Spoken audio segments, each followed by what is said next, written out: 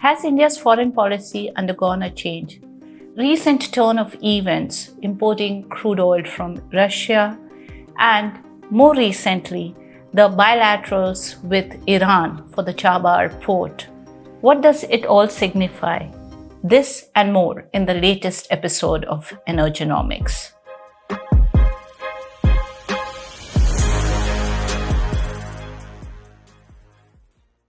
Iran was the third largest crude oil supplier for India till 2018-19.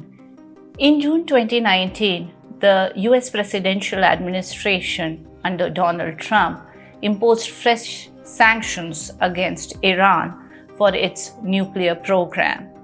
And India was under pressure to bring down its imports to almost zero. So what has changed now?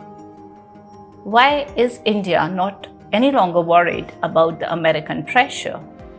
India will work at explaining that the Chabahar port is in the region's interest. External Affairs Minister S. Jaishankar was reported to have said when responding to a query on the US government's remarks about the potential risk of sanctions to the companies working on the India-Iran joint venture.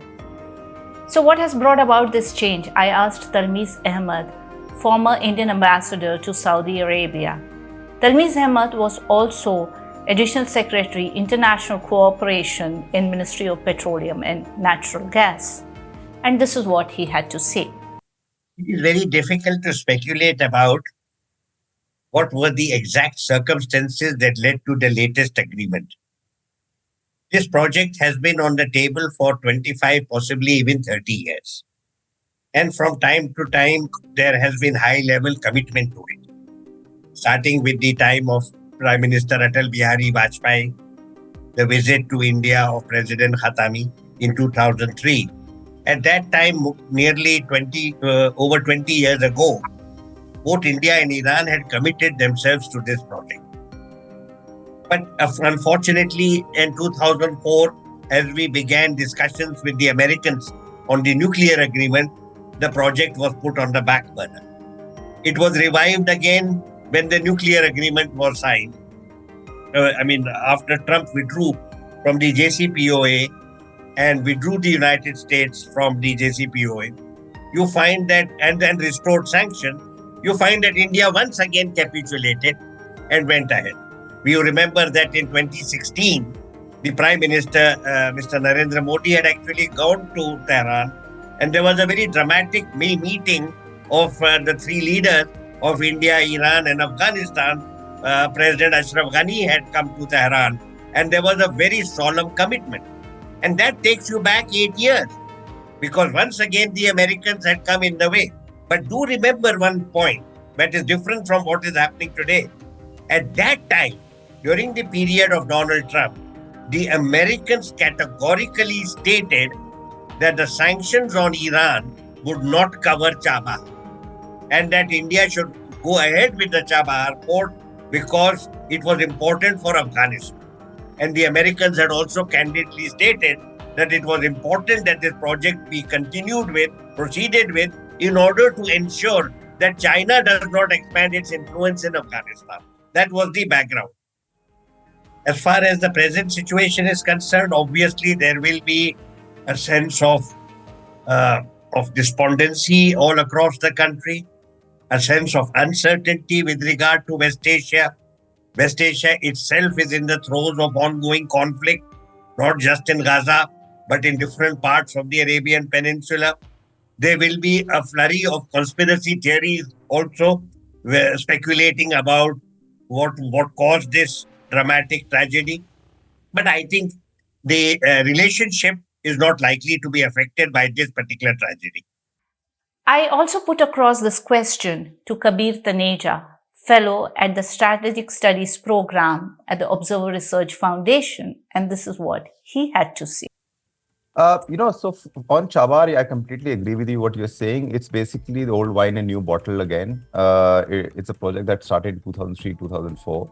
And every few years, irrespective of which government is in power in New Delhi, and they have changed hands since 2003, 2004, there has been a consistency that Chabahar is an important strategic asset for India, right? And as difficult as it is to deal with Chabahar or to get it going or to get funding in, and let's not forget that Iranians are not the easiest people to deal with when it comes to these kind of projects. And it's not just the Indians; even the Chinese would probably attest to that.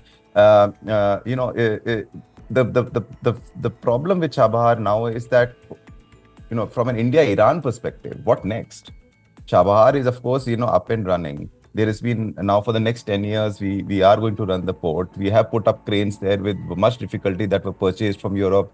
Sanctions were in place, that had to be brought in sort of various instruments had to be mobilized to make sure those cranes are in, because there was a lot of pressure from the Iranians to start moving on the Chabahar project. But the problem is not just Chabahar. The problem is what happened to the others. Farzad B was a field that was discovered by ONGC Videsh in Iran and had to be let go because of the sanctions, right? So India and Iran's relation right now is Chabahar.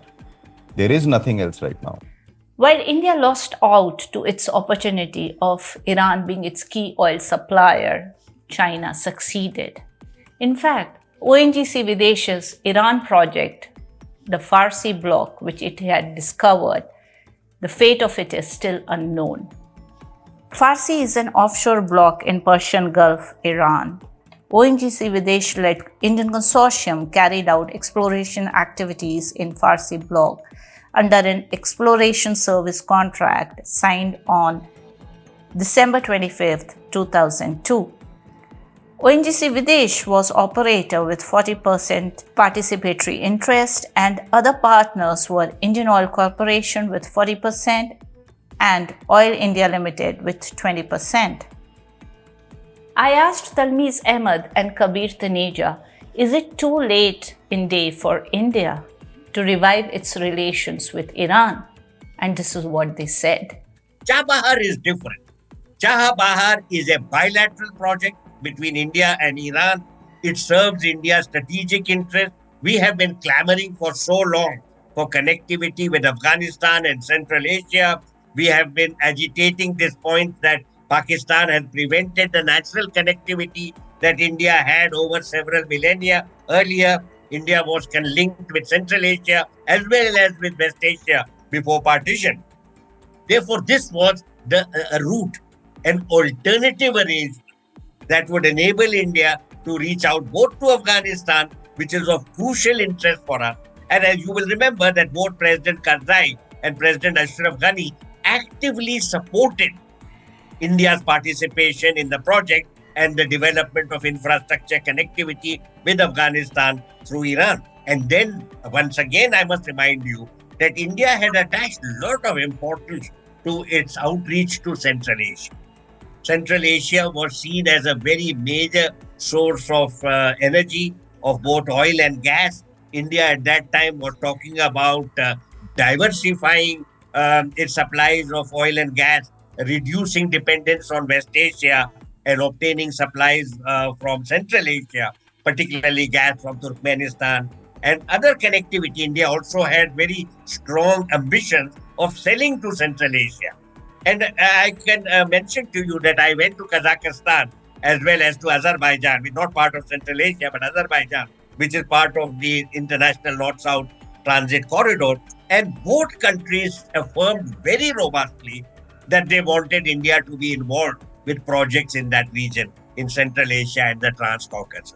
So I think this project has no link with Pakistan. It is a standalone project. It served India's crucial strategic interests and economic interests. And at the same time, Iran supported the project because it wanted to participate in regional logistical connectivity as well. Since oil trade has been removed and the other trade of commodities and agriculture is fairly minimal, it is Chabahar that is keeping the India-Iran dynamic engaged and anchored. But from a more strategic perspective, for India, Chabahar is also important from a Afghanistan-Pakistan point of view. We've seen the Taliban dispensation has visited Chabahar in, I think, October or November last year. And they've even committed, very oddly, $35 million in the development of Chabahar Port. So, on that front, it's working all right, but it also shows you why it is more important from beyond just India-Iran dynamic, but on economics or energy security or geoeconomics and so on and so forth. I think other projects such as Bandar Abbas, which was also under discussions for a long time but has not gone anywhere, needs to be revived so that we can move a bit more forward and explore other areas of cooperation, especially on energy security that do not involve just Chabahar in every shape or form. Would adopting an integrated development project work better for India? I asked both of them, and hear what they said. That's a very good point. I think in Iran there was a semblance of a very low-key integrated approach to even Chabahar. You know, there was railway projects that were supposed to connect to certain centers and certain highways that were supposed to connect. Nothing as ambitious as, let's say, building pipelines and so on and so forth. But it was not just about the port. It was how to also connect the port to both Central Asia and so on. I think a couple of months ago, there was also reports in Indian press of how Iran is really, really pushing on certain railway projects that have been lagging behind, and they wanted the Chinese to come in and finish them up. So that, it at a very small scale that is there, but you have to remember the scale is largely going to remain limited because of the resource constraint. China is today nearly clocking $20 trillion economy, right? We are at about 3.5, moving towards 4. So there is that gap we really have to keep in mind of how much money can be actually plonked in. Also, China can bring in integrated or no integrated approach, or an approach where they are okay even losing $2-3 billion in exchange for political influence because their political structure is authoritarian, right? So they don't have anyone to answer if something fails and so on and so forth. Here it is completely different. So we have to see it from the Chinese question that the integrated approach is actually not that integrated right now, because the companies that are involved, the private sector that needs to move in, will not move in if their work in Iran gets them sanctioned from working in Europe or South America or Africa or South Asia. So they cannot have that kind of risk upon themselves just to satiate one economy, which is Iran. But thing was, there was also one more thing that came in the way. And you see, you need, besides out of the box thinking, you need political leadership to see it. We've become very bureaucratic in our thinking. We don't know who will punish us for failure. In India, you know that very often it is far easier to say no. And there is no punishment for saying no. But if you take up a new project and you say, look, let's think it through, they are afraid. People are afraid कि अगर कुछ गलती हो गई तो हमारे लिए मुश्किल होगा. Far better not to do anything. This is the explanation I have had. My experience of a year and a half in Petroleum Ministry taught me this. How bureaucracy functions. How there is a certain value attached to mediocrity and conventional approach. That anybody who comes up with an idea that is unique, even though it is robustly in the national interest, the entire system rallies to see how that person or that initiative can be undermined. So finally, it boils down to how it impacts consumers like India. By impact, I mean the impact of developments that are happening in West Asia and Central Asia. Is India prepared for what is going to happen in near future? I asked both of them, and this is what they had to say. Coming to Iran, you had asked me earlier the integrated approach to the relationship. And I would say the integrated approach would connect us with gas, with oil, with refinery upgradation, with infrastructure upgradation, multimodal transport, connectivity to Afghanistan, Central Asia, and Russia. This is the integrated approach. The point is, many of these initiatives will hit against the rock of American opposition. And at a time when India is boosting its ties with the United States while attempting to retain strategic autonomy, it's a challenging task. We have very powerful lobbies in India, which are pro-American lobbies, which would harshly criticize any attempt to do something the Americans don't. Yeah, I mean that nuance has really seeped into Indian thinking, and that is palpable because whenever you have, I mean, we have discussions very regularly on what is India's role in the world, how is the world changing, or what is the new world order, quote unquote, going to be. And there is definitely this thing that not everything needs to be seen from an American perspective, right, or a Western perspective. There are other perspectives that are older perspectives at sometimes when it comes to strategic thinking or civilizational issues or polities and so on and so forth. So that is definitely there, and which is why you see how the robust engagements between India and West Asia right now. My detailed conversations with Talmiz Ahmed and Kabir Taneja are given in the descriptions below. We have seen that many times geopolitical decisions are individual or personality driven. But if we have a structured and focused approach without shifting the goalposts, then in the long run, it works out favorably for the nation or the consumer involved. This is all we have in this episode of Energonomics. Till then.